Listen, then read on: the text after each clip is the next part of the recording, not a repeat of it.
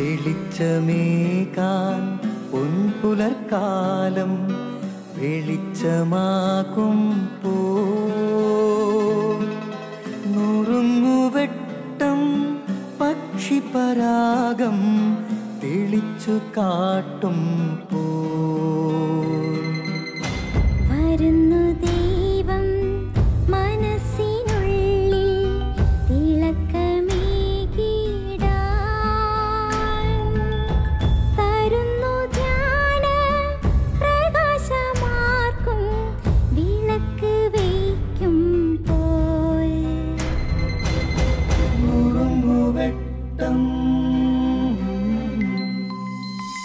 ഇറങ്ങിടട്ടെ ഹൃദന്തമെല്ലാം യുഗപ്രകാശത്താൽ മറഞ്ഞിടട്ടെ മനാന്ധകാരം യുഗപ്രസാദത്താൽ നുറുങ്ങുവെട്ടം.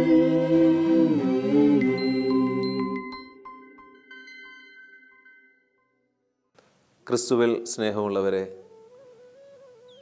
ഭയപ്പെടാതിരിക്കുക.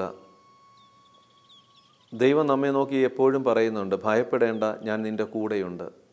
ഇന്ന് മനുഷ്യൻ പലതരത്തിലുള്ള ഭയത്തിന് അടിമപ്പെട്ടുകൊണ്ടിരിക്കുകയാണ്.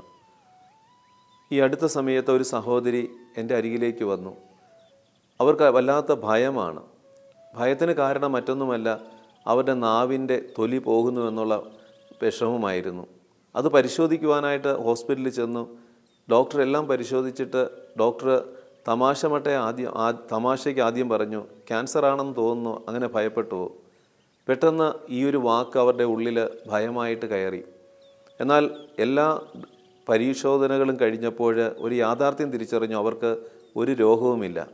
ഡോക്ടർ പറഞ്ഞു, ഒരു പ്രശ്നവുമില്ല, ധൈര്യമായിരിക്കുക. എന്നാൽ അത് ഉൾക്കൊള്ളാനായിട്ടുള്ള മനസ്സ് അവരുടെ ഉള്ളിൽ ഇല്ലാതായി പോയി. അവരകാരണമായൊരു ഭയത്തിന് അടിമപ്പെട്ടു. അവർ ഉള്ളിൽ ചിന്തിക്കുന്നത് എനിക്കെന്തോ ഒരു രോഗമുണ്ട്. പിന്നെ എല്ലാവരും പറഞ്ഞ് മനസ്സിലാക്കിയിട്ടും അത് അവർക്ക് ഉൾക്കൊള്ളാനായിട്ട് കഴിയുന്നില്ല. അങ്ങനെയാണ് പ്രാർത്ഥിക്കാനായിട്ട് എൻ്റെ അരികിലേക്ക് കൊണ്ടുവന്നത്.